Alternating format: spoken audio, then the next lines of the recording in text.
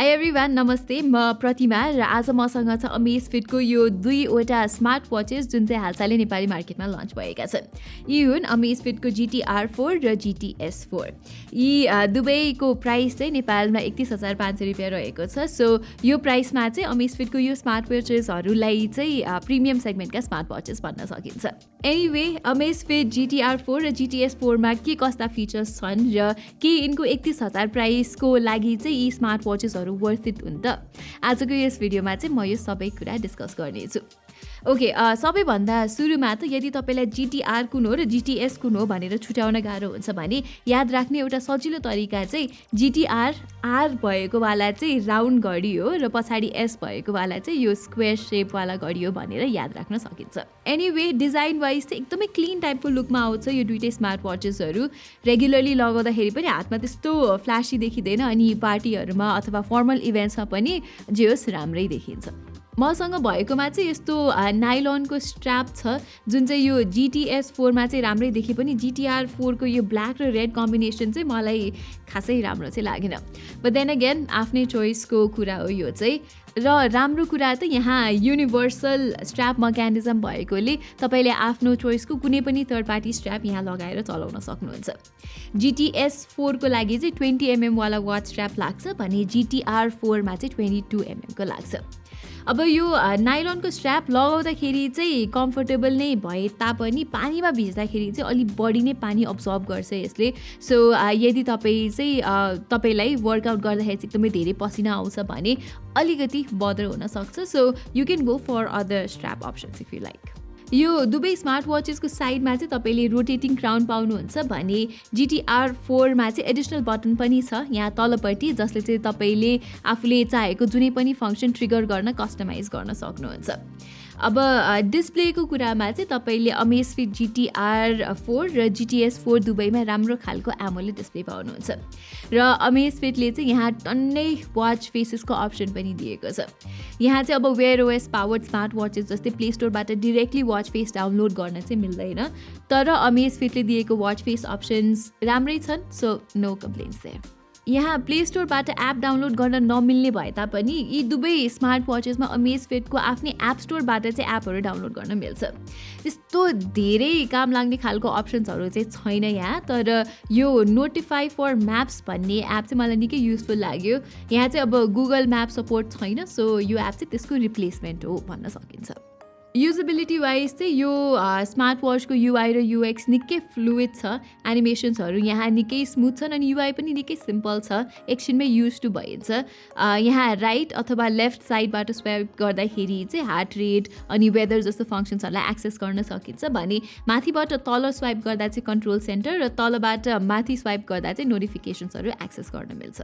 यहाँ notifications fully एक्सनेबल चाहिँ छैन। तपाईँले इमोजी अथवा यहाँ वाचमै भएको सर्ट रिप्लाइजहरू चाहिँ पठाउन सक्नुहुन्छ भने आफैले टाइप गरेर चाहिँ यहाँ रिप्लाई पठाउन मिल्दैन। त्यसै गरी फाइनली अमेजफिटको यो वाचेसमा चाहिँ ब्लुटुथ कलिङ फिचर पनि छ। सो कलहरू उठाउन मिल्छ र आफ्नो फेभरेट कन्ट्याक्ट्सलाई चाहिँ वाचबाटैबाट पनि कल गर्न मिल्छ। ओके, अब चाहिँ अमेजफिट GTR4 र GTS4 को हेल्थ र फिटनेस ट्र्याकिङ एबिलिटिजको बारेमा कुरा गरौँ। अमेजफिटले चाहिँ यहाँ टन्नै हेल्थ र फिटनेस अप्सन्सहरू दिएको छ र यसपालि त झन् नयाँ बायो ट्र्याकर 4.0 PPG सेन्सर पनि राखेको छ, जुन चाहिँ अमेजफिटले भनेअनुसार यो नयाँ सेन्सरले चाहिँ पहिलाभन्दा 33% बढी एक्युरेसीका साथ हार्ट रेट, स्ट्रेस र ब्लड अक्सिजन रिडिङ्सहरू दिने गर्छ। त्यो बाहेक स्टेप काउन्टिङ र अरू हेल्थ मेट्रिसेस पनि यी वाचेसले चाहिँ एक्युरेसीका साथ नै लक गर्न सक्छ। अमेजफिटले चाहिँ यसपालि स्लिप ट्र्याकिङलाई पहिलाभन्दा इम्प्रुभ गरेको छ भनेर भने तापनि यो वाचले चाहिँ मैले राति एकैछिनको लागि उठेको टाइमलाई चाहिँ राम्रोसँग रेकर्ड गर्न सकेको थिएन। राति सुत्नु अगाडिको टाइम र बिहान उठेको टाइम चाहिँ फेरि एक्युरेटली नै लक गरेको थियो है। अमेजफिट GTR4 र GTS4 दुवैमा भएको एउटा राम्रो फिचर चाहिँ वान क्लिक मोनिटरिङ भन्ने हो, जसले चाहिँ हार्ट रेट अनि SpO2, स्ट्रेस अनि ब्रिदिङ रेट जस्तो कुराहरूलाई चाहिँ एकैचोटि मेजर गरिदिन्छ, सो द्याट इन्डिभिजुअली मेजर गरी नराख्नु परोस् भनेर। एनिवे, यहाँ चाहिँ तपाईँले 150 वटा विभिन्न स्पोर्ट मोड्सहरू पाउनुहुन्छ, जसमध्ये 8 वटा चाहिँ यी वाचेसहरूले अटोमेटिकली डिटेक्ट गर्न सक्छन्। अनि यहाँ चाहिँ तपाईँले कति बेरसम्म एक्सर्साइज गर्नुभयो अनि कति इन्टेन्सिभ एक्सर्साइज चोइस थियो, वर्कआउट कति रिल्याक्स्ड हुनुपर्छ जस्तो सबै कुराहरू चाहिँ सेट गर्ने अप्सन पनि छ। जे होस् डिटेलमा नै वर्कआउटहरूको रिकर्ड पनि तपाईँले यहाँबाट हेर्न सक्नुहुन्छ। मुभिङ अन, अमेजफिटको यो स्मार्ट वाचेसमा चाहिँ पाइमेट्रिक भन्ने पनि छ, जसले चाहिँ तपाईँ दिनभरि कतिको एक्टिभ रहनुभयो भनेर देखाउँछ। यसले चाहिँ अब तपाईँलाई मोटिभेट गर्न सक्छ टु स्टे मोर एक्टिभ। मेरो चाहिँ पाइमेट्रिक धेरै नै लो छ, which means I need to get moving more. Amazfit GTR4 र GTS4मा चाहिँ GPS मजाले काम गरेको पाएँ मैले। इभन काठमाडौँको सानो सानो गल्लीमा पनि GPS लक हुन त्यस्तो गाह्रो मानेको थिएन र GPS पनि एक्युरेट नै भएको मैले पाएँ। लास्टली यी दुवै स्मार्ट वाचेसको ब्याट्री लाइफ पनि मजाको छ। GTR4मा चाहिँ अलिकति ठुलो ब्याट्री भएकोले इन्ड्योरेन्स चाहिँ GTS4 भन्दा बेटर छ।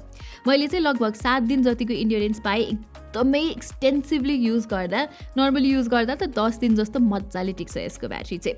GTS4मा चाहिँ अलिकति कम छ ब्याट्री लाइफ। सबै फिचरहरू अन गरेर GPS ट्र्याकिङहरू पनि अन गर्दाखेरि चाहिँ 4 दिनको इन्ड्योरेन्स पाइन्छ भने नर्मली युज गर्दा चाहिँ 7 दिनसम्मको ब्याट्री लाइफ तपाईँले यसको एक्सटेन्ड गर्न सक्नुहुन्छ।